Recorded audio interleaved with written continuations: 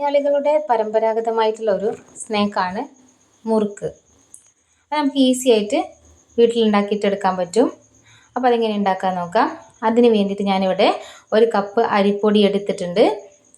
അതേ അളവിൽ ചോറൂടെ എടുത്തിട്ടുണ്ട്. ഇനി അതിലേക്ക് ആവശ്യത്തിനുള്ള ഉപ്പൂടെ ചേർത്ത് നന്നായിട്ടൊന്ന് മിക്സ് ചെയ്തിട്ടെടുക്കാം.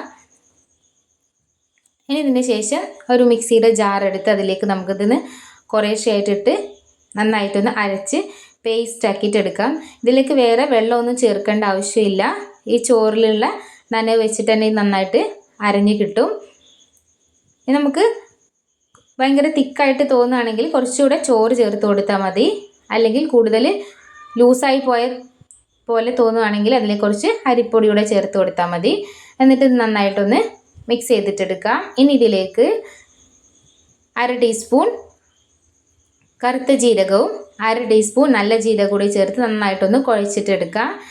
ഇനി ഞാനിവിടെ ഇടിയപ്പത്തിനൊക്കെ എടുക്കുന്ന സേവാനാഴി എടുത്തിട്ടുണ്ട്. ഇനി ഇതിലേക്ക് കുറച്ച് മാവിട്ട് നമ്മുടെ ഇതിലെ ഒന്ന് ചുറ്റിച്ചിട്ടെടുക്കാം. ഞാനിവിടെ ഒരു ചട്ടകത്തിൽ കുറച്ച് എണ്ണ പുരട്ടി കൊടുത്തിട്ടുണ്ട്. ഇനി ഇതിലേക്ക് നമ്മൾ ഈ സേവാനാഴിയിൽ നിന്ന് പതിയെ പ്രസ് ചെയ്തിട്ട് ഇങ്ങനെ ചുറ്റിച്ചിട്ട് കൊടുക്കാം. വളരെ എളുപ്പത്തിൽ തന്നെ നമുക്കിത് ഉണ്ടാക്കിയിട്ടെടുക്കാൻ പറ്റും. കുറഞ്ഞ മാവിൽ നിന്ന് നമുക്ക് ഒരുപാട് മുറുക്ക് ഉണ്ടാക്കിയിട്ടെടുക്കാം. നല്ല ക്രിസ്പി ആയിട്ടുള്ള നല്ല ടേസ്റ്റ് ആയിട്ടുള്ളൊരു മുറുക്കാണിത്.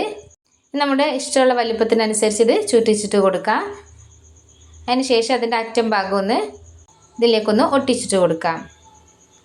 അതിന് ശേഷം ഇത് ചൂടായ എണ്ണയിലേക്ക് ഇട്ട് കൊടുത്തതൊന്ന് വറുത്തിട്ടെടുക്കാം. മീഡിയം ഫ്ലെയിമിൽ വേണം വെച്ച് കൊടുക്കാനായിട്ട്, അല്ലെങ്കിൽ പെട്ടെന്ന് കരിഞ്ഞു പോകും. ഒരു സൈഡ് മുരിഞ്ഞ് വരുമ്പോൾ തിരിച്ചിട്ട് കൊടുക്കാം. അങ്ങനെ ഇതൊരു ഗോൾഡൻ ബ്രൗൺ നിറമാകുമ്പോൾ നമുക്കിതിന് വറുത്ത് മാറ്റാം.